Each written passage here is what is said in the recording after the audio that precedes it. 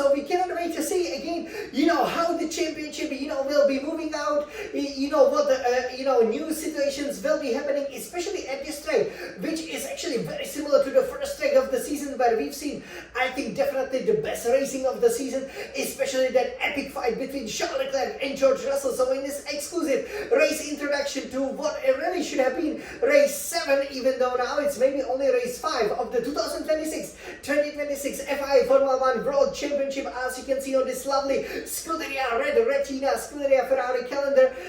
You can see we are now going obviously to the second fourth of the season, which you can also see obviously on the 2D calendar here right up behind me. Where obviously we've already been in that second row. So in this race introduction, we will tell you everything about the circuit Gilles Villeneuve, which obviously has a very special significance to us, to Scuderia Ferrari, place where we won exactly dozens of times, because of course over here we run very, very strongly here, but this circuit named after the Ferrari hero who sadly passed away 44 years ago at Zolder, right, through that tough collision. We will tell you everything about this circuit, which is relatively straightforward, whereas you can see over here from the shiny Formula 1 Grand Prix winner trophies, finally, we have a few more of them, unlike in the previous 2 rounds, where I've also, managed to be very, very successful. So we will tell you everything about the circuit, but we will start this race introduction by telling you about, the format, which obviously the first 6 or 4 races, however you want to see it, it would be pretty much almost the exact carbon copy of the previous season, right? Albeit, of course, with completely new regulations.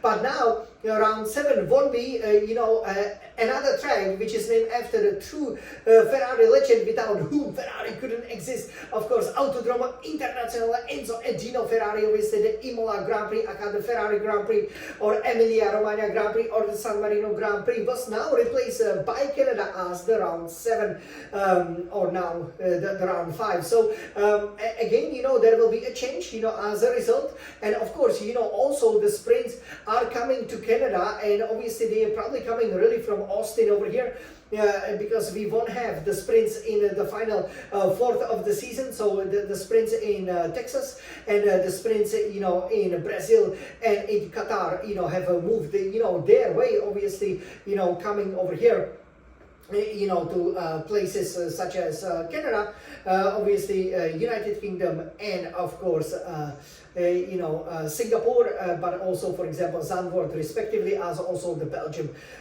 sprint will be moved. So yeah, the first 2 sprints, starting obviously, in Shanghai and then continuing on in Miami, that was exactly like last season, but now lots of the changes to the calendar will be there. So we will definitely talk about them, and then we will take a look at the drivers and the constructors table and what it means as obviously with this long sleeve fashion for the 2026-2026 season in the true Scarlet Ferrari colors. We are really aiming over here, to get hold of the championship, and hopefully, this will be the race where we will run very, very well, even though traditionally, especially in the past few years, definitely during the ground effect era, we struggled here.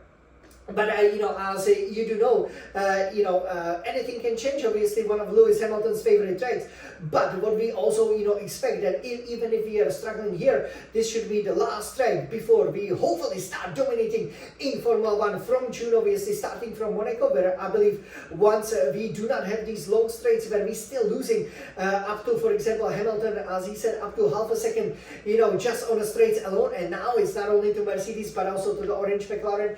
You can see that there will be the change from June for the directives, where obviously that a compression ratio will be measured at the racing speed and especially at the racing temperatures, which I believe will definitely have at least a minimal, at least some impact on how well the Benz engines will perform, and that could well catapult us maybe with the new upgrades, which we definitely need after we found out that the Miami upgrades were a big disappointment. That could really catapult us to be well positioned to hopefully dominate in the 2026-2026 season, and definitely in both drivers and constructors championship. Nothing is lost yet, but if that doesn't happen, then of course there will be some big changes. So we can start with the news. Any news over here? Not really, at least at the time of the recording, which can of course change. But we are really eagerly awaiting, obviously, the release of the F126, that DLC kind of the paid pack, so that we can also finally show you how the active aero with the straight mode, with the battery deployment, how everything works. Even though probably we will have to wait until the 2026-2027 season, because in 2027 we will have the brand new F127, which should be, optimized for the new rule regulations. But of course, we would already like to show you some of the, the hot laps. But normally, if you're racing in May, you do know that this will be the final month where we will only show you one instead of the 2 hot laps. So we will see again how that will go in Canada. So speaking of the schedule, there's nothing on the DLC pack. So unlike in the previous 2 seasons, we probably won't be showing you a lot of the fastest laps in June, which is a real pity, because we kind of made it a habit, right, to build up all the way to the names day, the 24th race, the Abu Dhabi. But I guess that run will come to the end, because obviously it's all new, super innovative Formula 1 2026-2026. And of course, with the calendar now, Canada being the 3rd of Formula 1 Sprint Grand Prix weekend of the season, what it means is that because we obviously raced Imola, concurrently, so there was no sprint, so we will not, do this race introduction 24 hours before the free practice 1, which will be again the only free practice. We believe it will still take 60 minutes, unlike in Miami where we had 90 minutes, but that might well be extended as obviously maybe more teams will want more time. So we will do this race introduction right during the free practice 1, and then once we do the sprint qualifying, what we will actually do is do the hot lap, and then the red hot lap where we will be flying around, through some of the chicanes, avoiding the wall of the champions. That will come, during the actual sprint, because that sprint, the 3rd sprint of the season is in Belgium Grand Prix in F125. So I'm sure you guys can all understand it. And then we will, of course, get back, to the original schedule with the qualifying. Then the sprint reaction will come 24 hours later. Then we will do that Grand Prix, but it will be obviously Imola qualifying and Imola Grand Prix. Hopefully we can win in front of our fans, and then of course 24 hours after the Canadian, the real Formula 1 Grand Prix in 2026, after it finishes, we will do the race reaction. So yes, there will be only one basically more sort of the video to have. So we will start on Fridays, so we will not start on Thursdays like we did with Miami. But hey, Miami was really special, right? That's right, but the result was not. So again, this will be with the changes. I have to say, I'm also eagerly awaiting, the arrival of the SF, 25 wheel. That will be quite interesting. So we will see, how it goes. But yeah, overall, I have to say that this race is absolutely critical for us, because of course, we do not want to lose any ground. But because we've had, that long break, again 2 weeks, right? Even though we are in Miami, so we could actually just go up, for example, to Montreal. And of course, we would have been, able to maybe even do, for example, like a back-to-back, right? Races. That obviously hasn't happened. So, Formula 1 can enjoy, the United States, obviously, and, the North America. It's very, very important over here, yes, that, that will have, some significant effect. But of course, with regards to the updates, it was a disappointing Miami Grand Prix.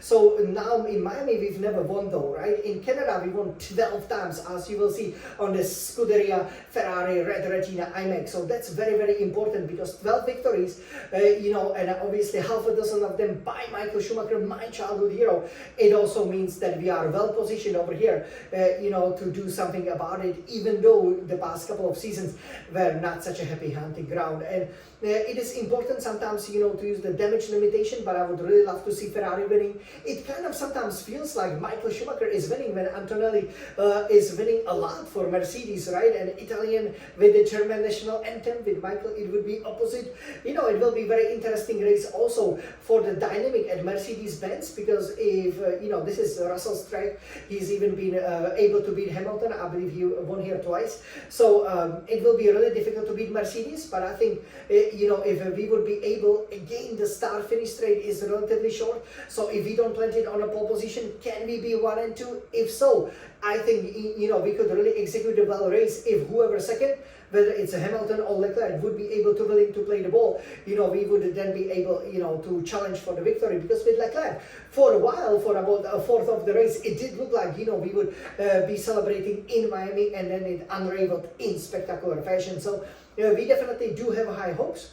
We definitely hope that, of course, what will happen is that, one very key thing is that we don't want to lose more ground in order, of course, then to be able to really reel in the competition from June, as we will then have pretty much, 6-7 months, to really put up the title challenge. So over here, that would be about the news. Again, surprisingly, not much to tell you. The teams are developing, really collecting the data and trying to see, how we can maximize the performance. So now let me turn around the Scuderia Red Retina iMac, and we will take a look at the circuit Gilles Villeneuve. So over here, all in the Ferrari colors, as you can see, because of course Canadian national flag is that maple leaf, and of course it is the red maple leaf in front of in the white background, right, and red on the outskirts. So here, this is Canada, Circuit de Gilles Villeneuve. This is how the track looks like, and again, you guys will enjoy a fantastic hot lap over here, but again, I guess only in a F125 version, because the F126 hasn't been released, and looks like it will be maybe up until June, July, maybe even August, until we finally get to race the new cars. So hopefully sooner than later. But if not, we can definitely still tell you how to drive it. So here you can see the start-finish straight, obviously being right up here. It is relatively short, again, just like in Miami. So the qualifying position will be important. Our blistering starts won't help us sadly a lot. And here it will be interesting to see how the cars can get around. Because you saw in Miami, some big names spinning like the Red Bull villain or even Leclerc in what will be very similar low grip conditions over here, right?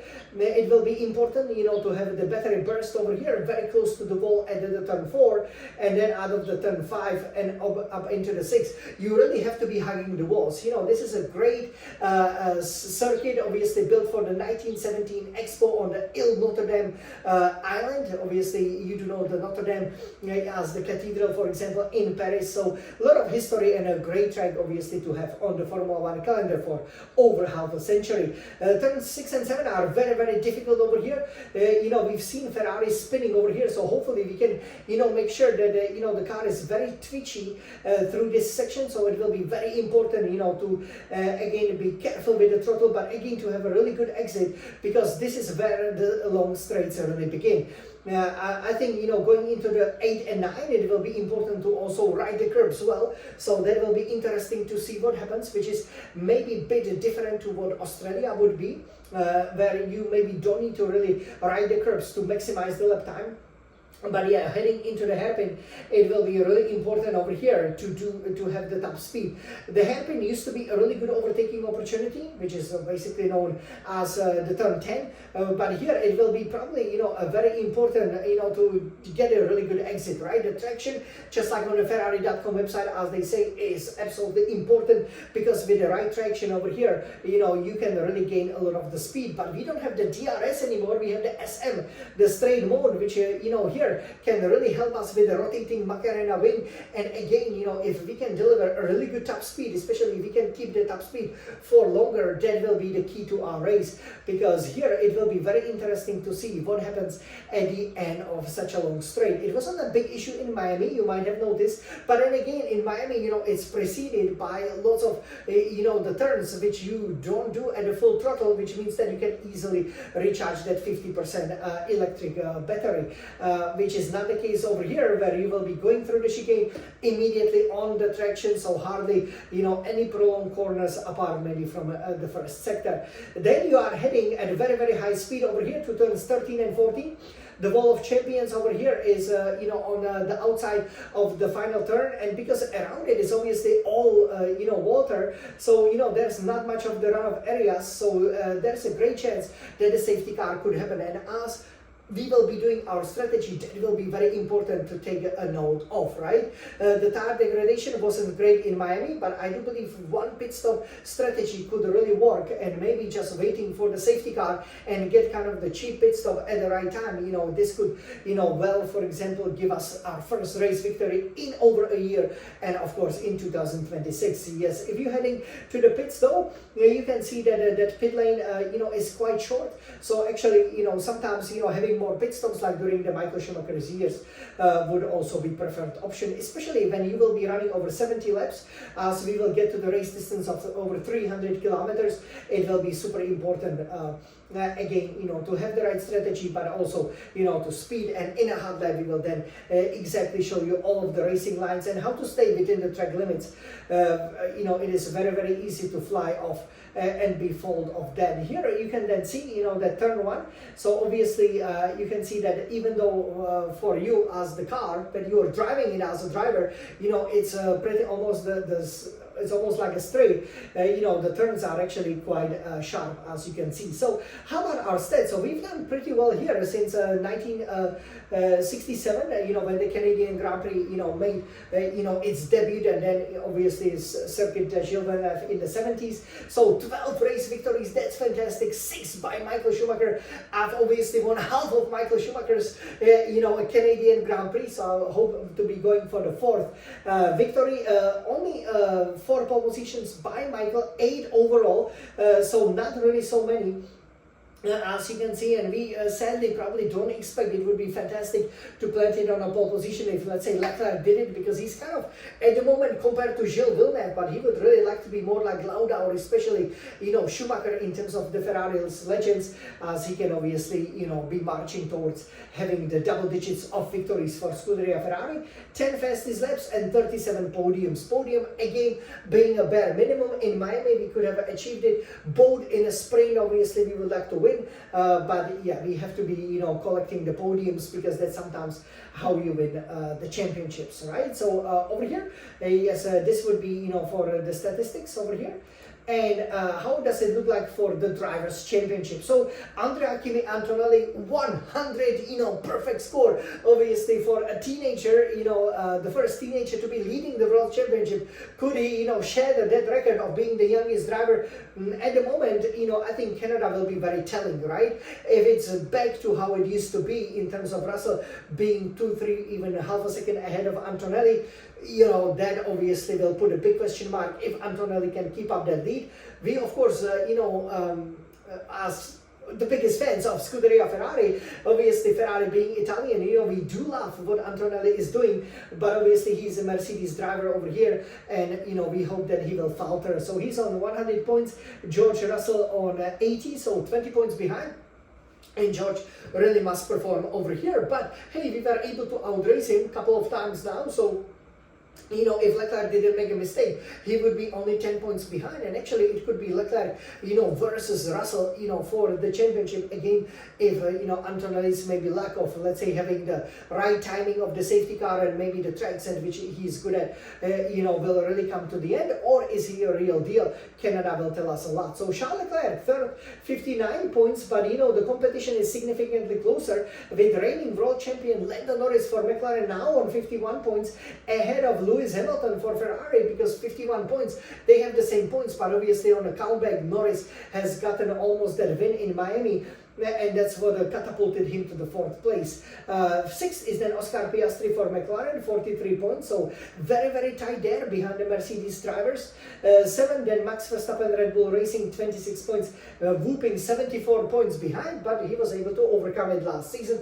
But this season, I think we can say, is pretty much impossible, especially when he doesn't know how to drive and accelerate the new Formula 1 cars.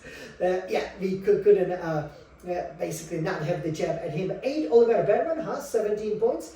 9 is then Pierre Gasly, Alpine, 16 points. 10, Liam Lawson, Racing Bulls, 10 points. 11, suddenly Franco Colapinto, Alpine, 7 points. 12 is, of course, Arvid Lindblad, Racing Bulls, 4 points. 13, Isaac Hadjar, starting to struggle for Red Bull, 4 points. Obviously, in that second Red Bull seat, we will see, you know, if Hadjar can recover his composure from the beginning of the season. 14, is then Carlos Sainz Williams 4 points. 15 Gabriel Bortoleto Audi 2 points. 16 we then have Esteban Ocon has 1 point, and 17 Alexander Albon for Williams. He's gotten his first points in Miami in the brand new half electric, half traditional Formula 1 era. 18 is then Nico Hülkenberg Audi 0 points. Bit of a surprise that Hülkenberg actually didn't get the points yet, but Audi has been really unreliable of late. 19 then Valtteri Bottas Cadillac 0 points. 20th Sergio Perez Cadillac 0 points. 21st Fernando Alonso Aston Martin 0 points. 22nd Lance Stroll Aston Martin 0 points. So this is how the Drivers' Championship looks like. Again, we lost a bit of a ground, but a solid race in Canada could at least consolidate our position before we will be very fast off the blocks in June.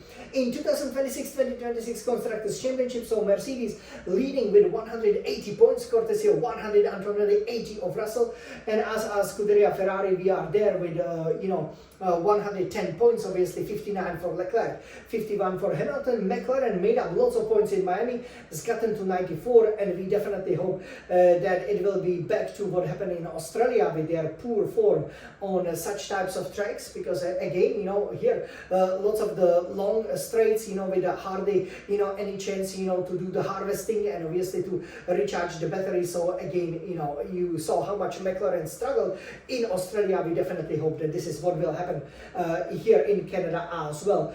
Fourth is now Red Bull Racing with 30 points. Fifth is Alpine, 23 points. Haas fell to 6th on 18 points. That's a bit of a disappointment. Obviously, they want to get back, to the mix, at least for the P5. 7, the Racing Bulls, 14 points. 8 is Williams, 5 points. 9, Audi, 2 points. 10, Cadillac, 0 points. 11, Aston Martin, 0 points. So this is how it looks like for the Constructors' Championship. So again, we are obviously over here, as we said, 70 points behind. So Mercedes will be leading no matter what. But we definitely want to, if we can close up the gap, and in the Drivers' Championship, could be one of the Mercedes points leading. So yeah, I'm sure you guys cannot wait to go over here to the Circuit Gilles Villeneuve. This is how it looks like, and we will of course be racing here in Canada. So let's talk about Jan, the Smalixan champion over here. And so, as you can see, we've done really well on our first outing in 2010 to win over here for the first time in Canada. We also won in 2017 and the last year when we did that concurrent season in 2024. So, 3 great victories at the Circuit Gilles Villeneuve, and we will definitely be aiming for more. Even though it was only last year that we've gotten our first fastest lap, believe it or not. And of course, we also struggled a little bit with the qualifying. Just like last year, we actually were not. We were only 7th. We were not on the pole position, but now we are always, getting the poles. And obviously, after not doing ever so well, for example, in Miami, with regards to not planting it on pole position, we definitely do not want this run to continue. Even though, of course, you will see the Imola Grand Prix, where, of course, I didn't do so well on, the first outing, as you probably, can sadly recall a little bit. However, I did, planted, on the pole position, there before. Obviously, we won, gotten the fastest lap, so we will be aiming to make it all 2-2-2s, and of course, we will then do that Imola tribute when it's replaced by the Madrid Ring, or Mud Ring, as it will be called, in September. So again, we will be chasing the 4th, but actually the 2nd victory, because we will be doing the Imola Grand Prix. But when the Canadian Grand Prix comes out, at the same time, that we will be racing, I believe, in Austria, we will be chasing the 4th, victory over here that could really, lay the great claim for our 5th Formula 1 drivers titles. So, this is one of the happy hunting grounds over here. We won over half of the races over here, and I really cannot wait to be sprinting here as well, because I think that can provide a lot of very, very interesting action, and I cannot wait to see it, just like you, right? Exactly! So, I hope you guys enjoyed this exclusive race introduction to round 7, technically round 5 of the 2026 FIA Formula 1 World Championship. I am the Smalixan champion, never giving up, Ferrari's biggest fan, and obviously recorded in this our only long sleeve fashion for the 2026 season.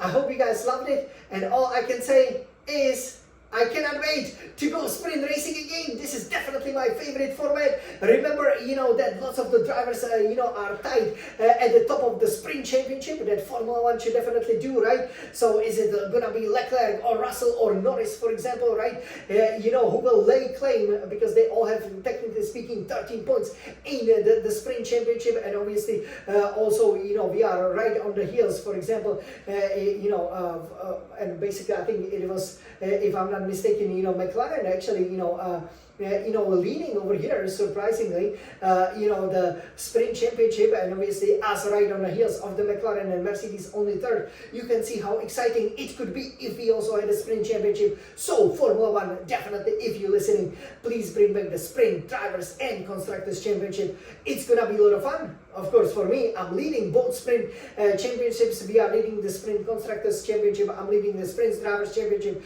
So I cannot wait over here, to go racing, because we love racing, we love Formula One, we love Ferrari. Forza Ferrari!